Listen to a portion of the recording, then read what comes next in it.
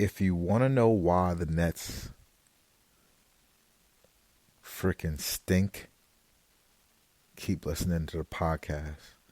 If you want to feel good about the Nets, delete the podcast now. It's the front office. I'm Yves Darbouz. Let's get it, New York City.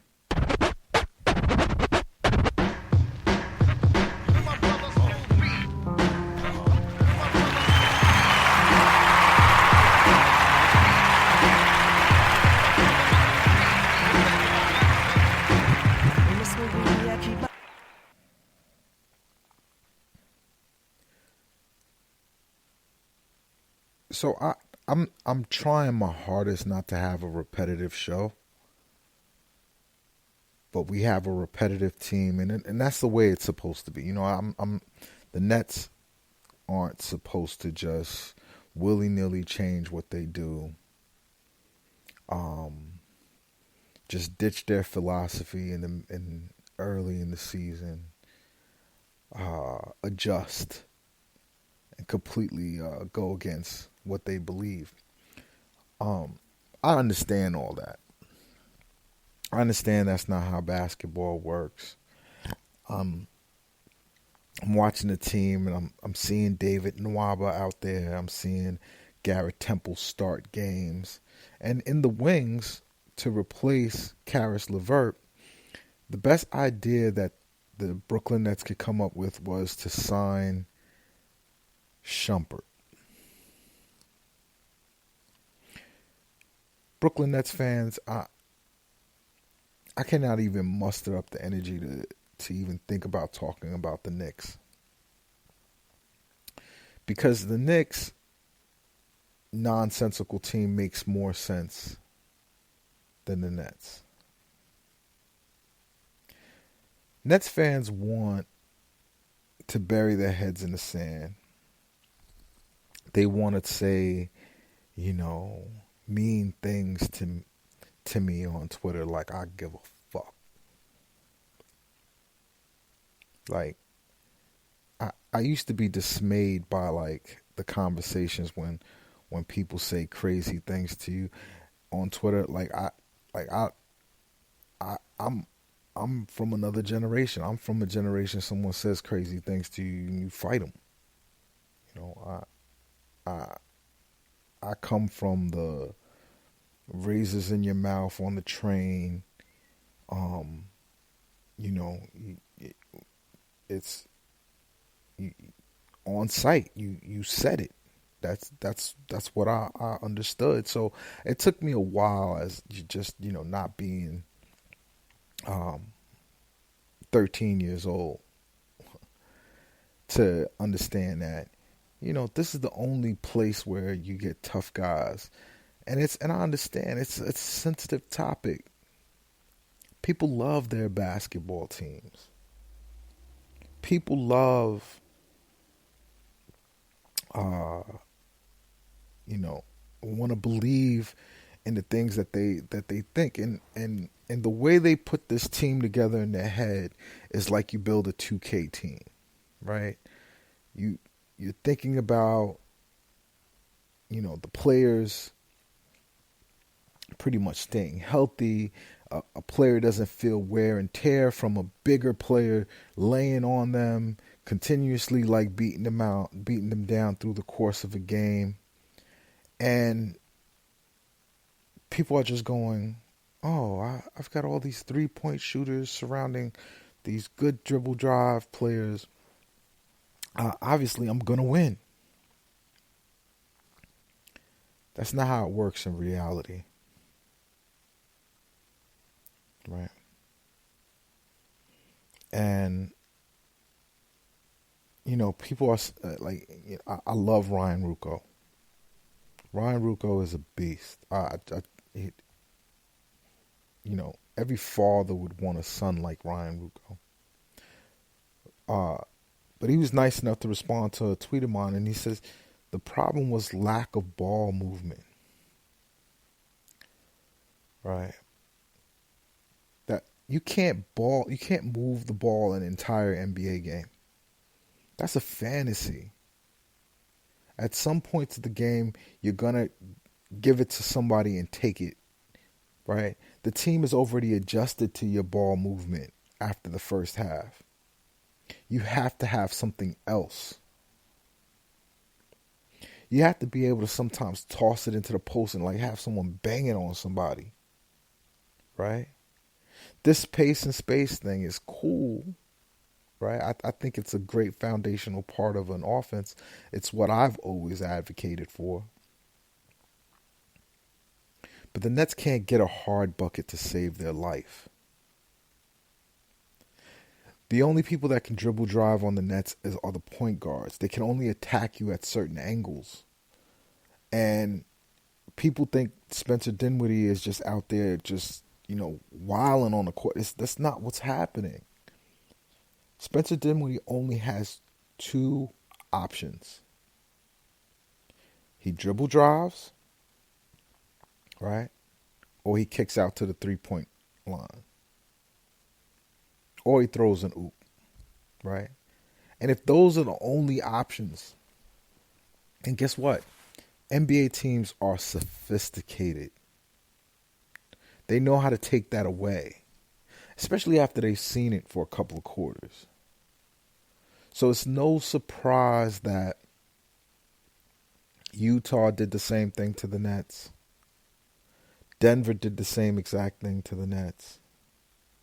They wore them down, right? Because you can't play the same ball game the entire game. You have to have an option. It's not 2K. It's not like when you're playing some kid on the other side of the world and saying, you know what, I could just keep doing this. There is no cheese in real life. Unless that cheese is being guarded by Taurean Prince. Right? And all the options that I would like to see aren't going to happen. Right? They're not going to bring anybody in. They're not going to change philosophy in the middle of the season. And this is going to be painful. We as Net fans are going to have to watch this type of basketball. And some days it'll look brilliant. And some days we'll beat good teams. But we're going to lose to some bad teams too. Teams will be able to punish us inside because it's criminal the way we're set up. We are a one-dimensional, one-trick pony team that has a glut of the same kind of player that has no use on any other team in the league that has evolved. Kenny Atkinson is playing the same offense that he learned from Buttenholzer in Atlanta. And it'll never be as effective because he doesn't have those players. He doesn't have Horford. He doesn't have Millsap. He really believes that he could play that way with Nwaba, with Temple, and now with Shumpert. I'm sad, Knicks fans. I'm sad. Like, a couple people asked me to do the pod tonight. I don't want to talk to anybody. This is not the way I plan to talk about the team. This is not the way I plan to do this podcast. I wanted to talk to my Twitter friends, and I really just don't want to argue.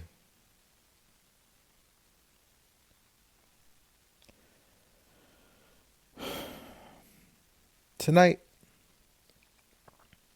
Paul Millsap had a season high. He punished Taurean Prince. And when I talk about Taurean Prince, people think, oh, you hate Taurean Prince. You just don't like him. No. I don't like how he is used.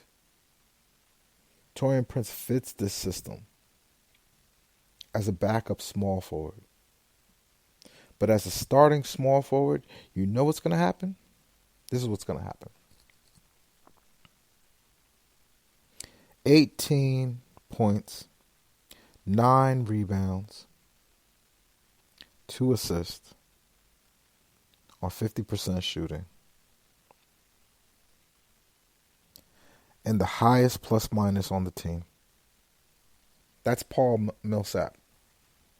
Paul Millsap had a plus minus of 9. 9. The highest on the team. I'm sorry. Besides Mason Plumlee, who had 10. The two of them ran roughshod on the Nets. Paul Millsap made Torian Prince's hoe. No, yeah, I could listen. It's my show. I can hear all the disapproving from using terms like hoe. He made Torian Prince his whore. Okay? Torian Prince had nothing for him. And people say, you know what? Atkinson is trading offense. He's trading defense for offense. Prince is going to give us offense. Listen. The jig is up. Okay? Torian Prince had 11 points. Excuse me, I'm sorry. My bad. Torian Prince had 12 points. Right? The most empty 8 rebounds I've ever seen. And guess what? He was -5 tonight. Right? The bench got dominated.